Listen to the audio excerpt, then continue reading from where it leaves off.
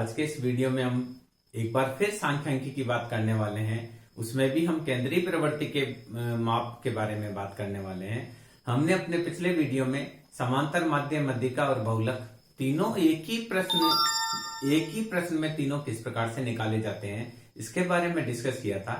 आज के इस वीडियो में हम देखेंगे कि समांतर, माध्य, मध्यिका और बहुलक में आपस में ऐसा क्या संबंध होता है, आपस में इनमें क्या संबंध होता है, और यदि हमें दो वैल्यू पता हो तो किस प्रकार से हम तीसरी वैल्यू का पता कर सकते हैं। कई बार छोटे प्रश्न के रूप में जहां ऑब्जेक्टिव प्रतियोगी परीक्षाओं में पूछे जाते हैं, या आजकल हमारे जो विश्वविद्यालय की परीक्षाएं होती है उसमें भी छोटे क्वेश्चन के रूप में समांतर, माध्य, मध्यिका और बहुलक से रिलेटेड कोई ना कोई प्रश्न पूछ लिया जाता है।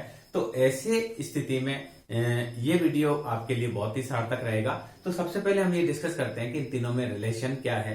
तो देखिए, अगर कोई बंटन सममित है, बंटन सममित का मतलब बिल्कुल घंटाकार है, एकदम बीचों बीच समांतर, माध्य, मध्यिका और बहुलक बराबर होते हैं, तो उसको बोलते हैं सममित बंटन। सबसे पहले तो ये देखिए, और अगर बंटन में ये तीनों बराबर नहीं होंगे तो हो सकता है x बार बड़ा हो मध्यिका से, मध्यिका बड़ी हो z से, या x बार से मध्यिका बड़ी हो और मध्यिका से z बड़ा हो। ये तो तीनों बराबर की स्थिति है। अगर बराबर नहीं होंगे तो बंटन होगा असममित बंटन कहलाएगा। उसको बोलेंगे, देखिए ये जो बंटन है ये सममित बंटन है, और असममित बंटन क्या होता है इसको समझेंगे। असममित बंटन किसे कहेंगे? जिसमें समांतर, माध्य, मध्यिका और बहुलक बराबर नहीं होगा उसको असममित बंटन कहेंगे, जिसमें बराबर होगा उसको सममित बंटन कहेंगे। तो असममित बंटन भी दो प्रकार का हो सकता है। ये बंटन इस प्रकार से इस दाहिनी तरफ झुका हुआ हो सकता है, या ये जो बंटन है आप देखिए दाहिनी तरफ झुका हुआ बंटन इस प्रकार से होगा, या बाईं तरफ झुका हुआ हो सकता है। अगर दाईं तरफ से झुका हुआ है तो x बार सबसे बड़ा होगा, m का मान थोड़ा कम होगा। इसको यहां से और थोड़ा सा झुका देते हैं ताकि आपको क्लियर दिखे कि m छोटा है। m का मान देखिए छोटा है, और z और भी छोटा है। तो यह x bar is greater than m is greater than z, इसको बोलेंगे धनात्मक विषमता।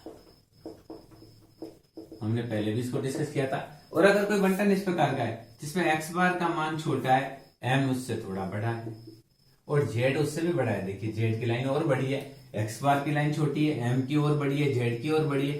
तो x बार से m बड़ा है, m से z बड़ा है, तो इसको बोलेंगे ऋणात्मक विषमता। असममित बंटन है, ये भी असममित बंटन है, इसमें धनात्मक विषमता है, दूसरे में ऋणात्मक विषमता है। तो ये तीनों में रिलेशन है कि सममित बंटन किसे कहते हैं, असममित बंटन किसे कहते हैं। मैं तीनों का एक ही में बताता हूं कि अगर बंटन इस प्रकार का हो कि x बार, m और z बराबर हो तो इसको बोलेंगे सममित बंटन, और इसमें लिखेंगे विषमता का अभाव।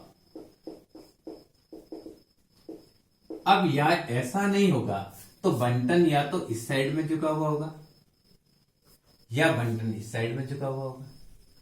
इस साइड में झुका हुआ होगा तो x बार बड़ा होगा, m इससे छोटा होगा, z इससे भी छोटा होगा। x बार बड़ा है m से, m बड़ा है z से, तो इसको बोलेंगे धनात्मक विषमता। और x बार कम है, x बार से m ज्यादा है, m से z और ज्यादा है, यानी x बार से m ज्यादा है, m से z ज्यादा है, तो इसको बोलेंगे ऋणात्मक विषमता। ये दोनों बंटन जो हैं वो असममित बंटन है, असममित बंटन।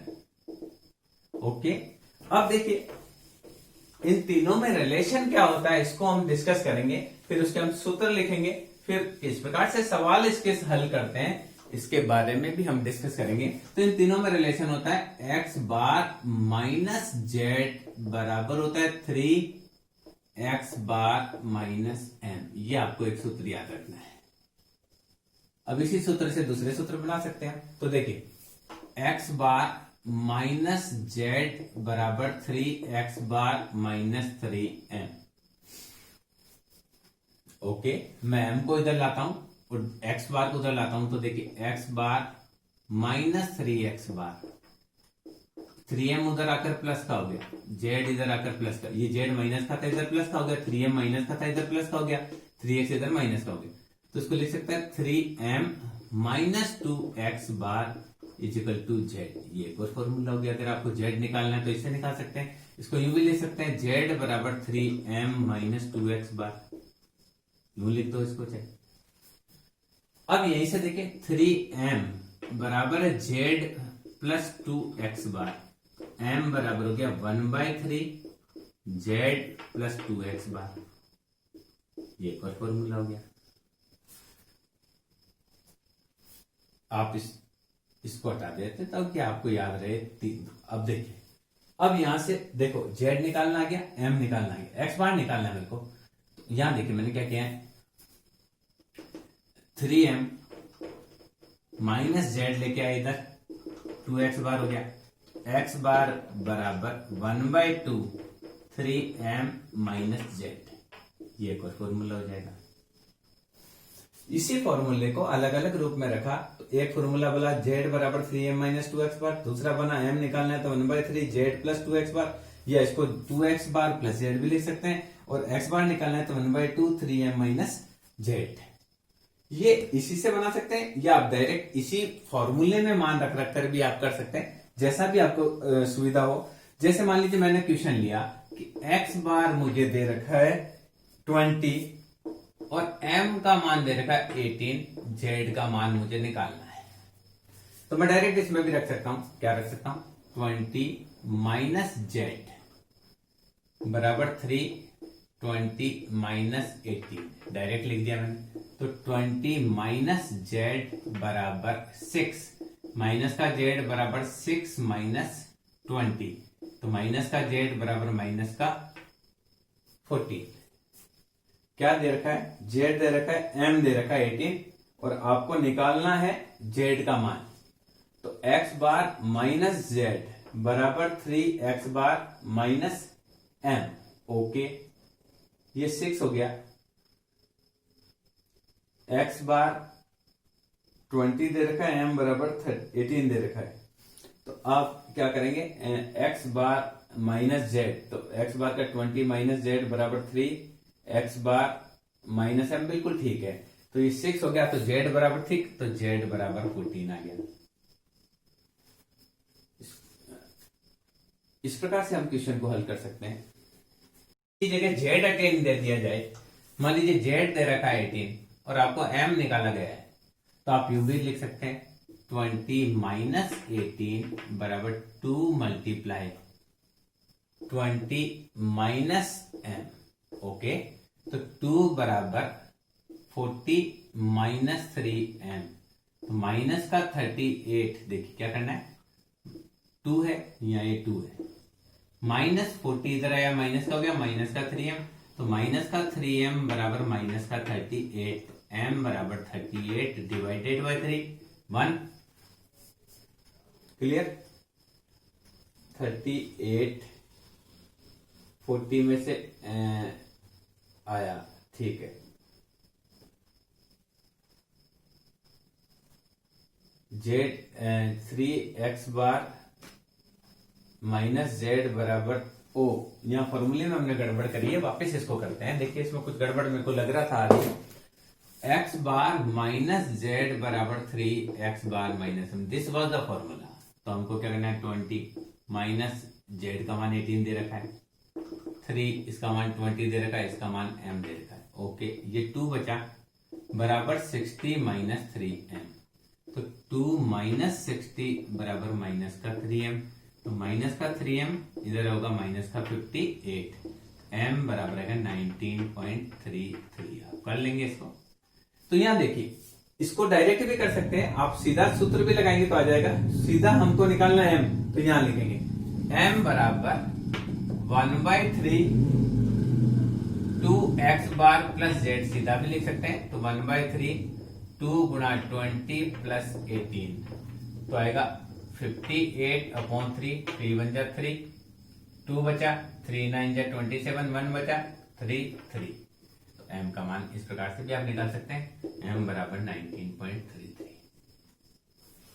अब आप देखिए दूसरा अगर एक सवाल लेते हैं, इस प्रकार से आप सवाल को सोल्व कर सकते हैं। दूसरा सवाल में z का मान 32.1 दे रखा है, मान लीजिए दे रखा है z इजिकल टू 32.1 और x बार आपको दे रखा है 35.4।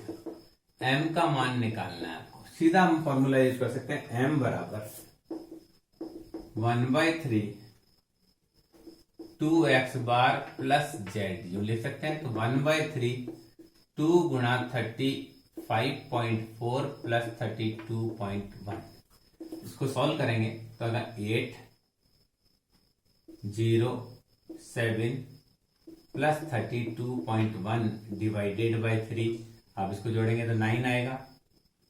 2 102 डिवाइडेड बाय 3, 3 3 जा 9, 1 बचा, 3 4 जा 12.3, तो ये आएगा 34.3। m का मान आ जाएगा 34.3। इस प्रकार से आप डायरेक्ट इसको हल कर सकते हैं। क्या किया मैंने, 2x बार x बार का मान रख दिया, z का मान रख दिया, सॉल्यूशन कर दिया। तो अगर आपको z दे रखा है, x बार दे रखा है, m का मान निकालना है तो आप इससे निकाल सकते हैं। इसी प्रकार से मान लीजिए आपको m नहीं पूछा, अभी दोनों क्वेश्चन में मैंने m पूछा है। अगर आपको ये पूछा x बार दे रखा है 15.6 और z का आपको m का मान दे रखा है 15.73, m बराबर 15.73 और z का मान पूछ लिया है। तो अभी आपको देखिए z का मान निकालना है, तो ये रहा z equal to 3m minus 2x bar. तो क्या करेंगे, 3 मल्टीप्लाई 15.73 माइनस 2 मल्टीप्लाई 15.6, ओके। 3 3 जा 9, 7 3 जा 21, 2 5 3 जा 15 और 2 17, 1 3 3 जा 1 और 1 4। अब ये आया 31.2, ओके। तो हमको क्या करना है, 19 में से 20 जाएंगे तो 9 9 बच गया, ओके। इसके बाद में आपका 1551, तो z बराबर 15.99 हो जाएगा। आप इसको इस विधि से भी करते तब भी वही रिजल्ट आता। x बार का मान था x बार माइनस z बराबर 3x बार माइनस m में रख लेते हैं। तो x बार का मान था 15.6 माइनस z, 3 15.6 माइनस 15.73, ओके। तो आया 15.6 माइनस z बराबर 3 माइनस का 0.13, तो आएगा 15.6 माइनस z बराबर माइनस का 0.39, तो माइनस का z बराबर माइनस का 0.39 माइनस का 15.6, तो z का मान आएगा 15.99, माइनस माइनस प्लस हो जाएंगे। तो आप ऐसे करें, डायरेक्ट फॉर्मूला लगाकर करें इस वाले को, या वो यूनिवर्सल जो फॉर्मूला है आप उसको यूज करके करें, you will get equal result. Result में कोई भी अंतर नहीं आएगा। अब आप देखिए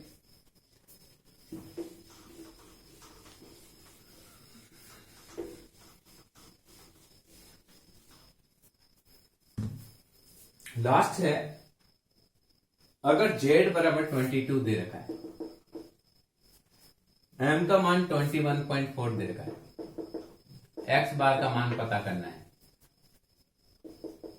तो देखिए क्या करेंगे, x बार बराबर 1/2 3m माइनस z होता है, तो 1/2